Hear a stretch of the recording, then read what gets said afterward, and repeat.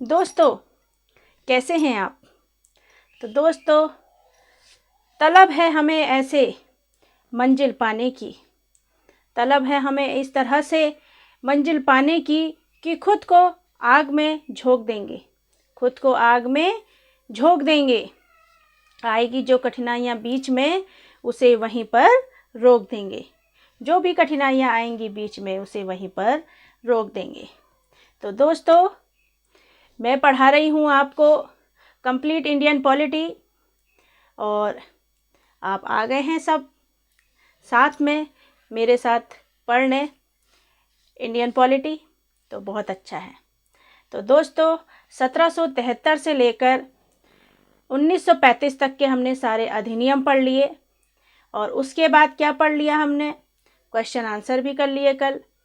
और आज हम पढ़ेंगे भारतीय संविधान सभा के बारे में पढ़ेंगे कि जो ये अधिनियम बनाए गए ब्रिटिश पार्लियामेंट के द्वारा, इनका क्या प्रभाव पड़ा कि भारतीयों को संविधान बनाने की सूझी। ऐसी क्या परेशानियां हुई उन्हें? परेशानियां तो हुई दोस्तों, क्योंकि जो ब्रिटिश थे वो सिर्फ अपने बारे में सोच रहे थे, प्रजा के बारे में नहीं सोच रहे थे कि उन्हें क्या परेशानियां हो रही हैं। इस बारे में वो नहीं सोच रहे थे। इसी वजह से अपना संविधान बनाने की भारतीयों को सोचनी पड़ी, और अंग्रेज़ों को यहाँ से भगाना भी पड़ा। तो दोस्तों, देखते हैं हम आज कि जो 1935 का अधिनियम था, उसके अधिनियम के बाद 1937 में भारत में चुनाव शुरू हो जाएंगे उस टाइम पे। ठीक है दोस्तों। फिर 1894 से 95 में बाल गंगाधर तिलक ने क्या करा? एक स्वराज विधेयक पेश किया। विधेयक मैंने आपको बताया था ना, क्या होता है? सिर्फ प्रस्ताव देना। स्वराज विधेयक पेश किया। तो अब जब हम बाल गंगाधर तिलक के बारे में पढ़ रहे हैं, तो थोड़ा सा डीप में इनकी डिटेल को भी जान लेते हैं, क्योंकि इनसे भी रिलेटेड बहुत से क्वेश्चन आंसर आ जाते हैं। तो बाल गंगाधर तिलक जो हैं, ये भारतीय राष्ट्रवादी थे, शिक्षक थे, समाज सुधारक थे, वकील थे और स्वतंत्रता सेनानी थे।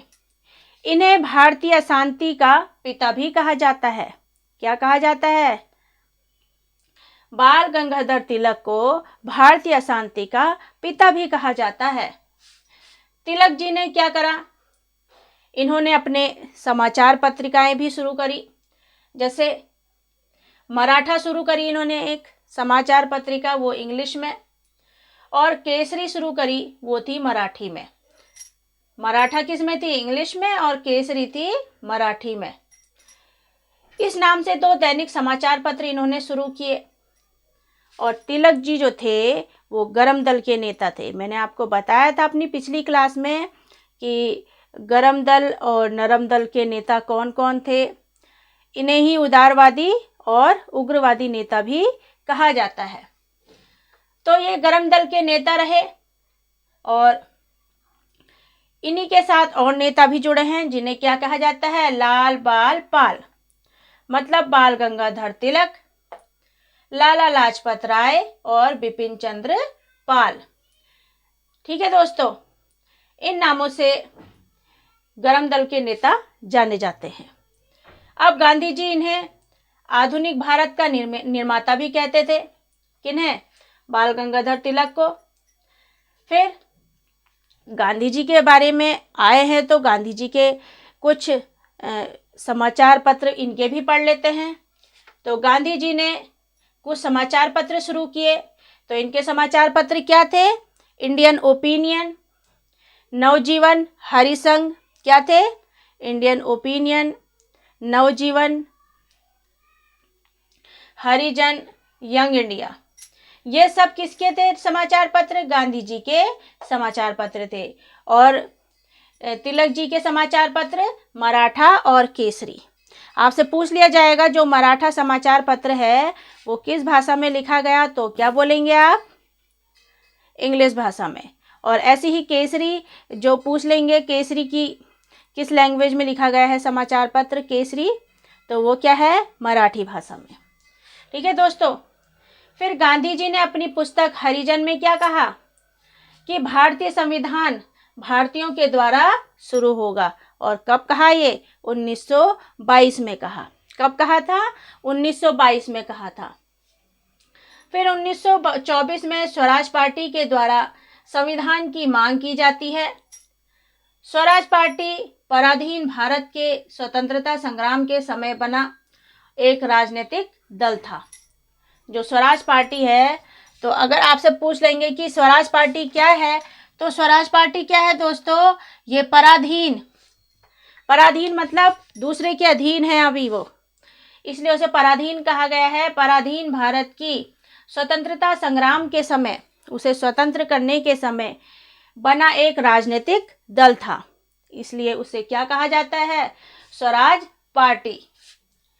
अब इस दल की स्थापना किसने की? ये भी आ जाते हैं क्वेश्चंस, इसलिए मैं ऐसी छाट छाट कर आपके लिए लाई हूँ, क्योंकि ये ऐसे इंपॉर्टेंट टॉपिक हैं कि ये कभी भी आ सकते हैं, किसी भी एग्जाम में आ सकते हैं। तो इस दल की स्थापना 1 जनवरी 1923 को कौन से दल की? स्वराज पार्टी दल की स्थापना कब हुई थी? 1 जनवरी 1923 को देशबंधु चित्तरंजन दास और मोतीलाल नेहरू जी ने की थी। किसने की थी? देशबंधु चित्तरंजन दास और मोतीलाल नेहरू ने 1 जनवरी 1923 को इस दल की स्थापना की थी, स्वराज पार्टी के दल की स्थापना। अब 1934 में एम एन रॉय के द्वारा क्या करा गया? औपचारिक तौर पर संविधान सभा की मांग रखी गई। मतलब अब क्या बनाना चाह रहे हैं कि भारतीयों का क्या हो? एक अपना संविधान हो, जिसके कानून पर भारतीय अपना जीवन निर्वाह कर सके। क्योंकि हमारा संविधान बनेगा, भारतीयों का संविधान बनेगा, तो हमारे हित में बनेगा, और हमारे हित में बनेगा। और क्या होगा? जैसे ब्रिटिशर्स ने क्या करा, भारतीयों को कई परेशानियों का ब्रिटिशर्स के साथ रहकर सामना करना पड़ा भारतीयों को। वो अपना संविधान बन जाएगा, तो उसमें जो कानून बनेंगे वो भी तो भारतीयों के हित में होंगे, तो उनको परेशानियां थोड़ी कम होंगी। इसलिए संविधान सभा की मांग रखी जा रही है। तो 1934 में एम एन रॉय के द्वारा औपचारिक तौर पर संविधान सभा की मांग रखी गई। एम एन रॉय को भारत का पहला क्या कहा जाता है? वैश्विक नेता कहा जाता है। आपसे पूछ लेंगे कि किसे वैश्विक नेता कहा जाता है, तो क्या बोलेंगे आप? एम एन रॉय को। भारत का पहला वैश्विक नेता कौन है? एम एन रॉय। अब वैश्विक मतलब है विश्वव्यापी। क्या होता है? विश्वव्यापी। वैश्विक का मतलब होता है। ठीक है दोस्तों। अब 1935 में कांग्रेस के द्वारा फिर क्या हुआ? अब जब सब संविधान सभा की मांग रखने के लिए तैयार हैं, बोल रहे हैं, तो फिर कांग्रेस ने क्या सोचा? कांग्रेस ने कहा कि संविधान सभा की मांग अब रखी जानी चाहिए। कब? 1935 में। इसलिए 1935 में कांग्रेस के द्वारा अब संविधान सभा की मांग रखी गई। और इसमें क्या कहा जवाहरलाल नेहरू ने 1936 में? क्या कहा कि भारत की जो संविधान सभा निर्वाचित होगी ना, भारत की संविधान सभा निर्वाचित होगी, उसका निर्वाचन वयस्क मताधिकार के द्वारा होगा। किसके द्वारा होगा? वयस्क मताधिकार के द्वारा होगा। तो आपसे पूछ लेंगे कि जवाहरलाल वयस्क मताधिकार के द्वारा जो संविधान सभा का निर्वाचन होगा वो किसने कहा है?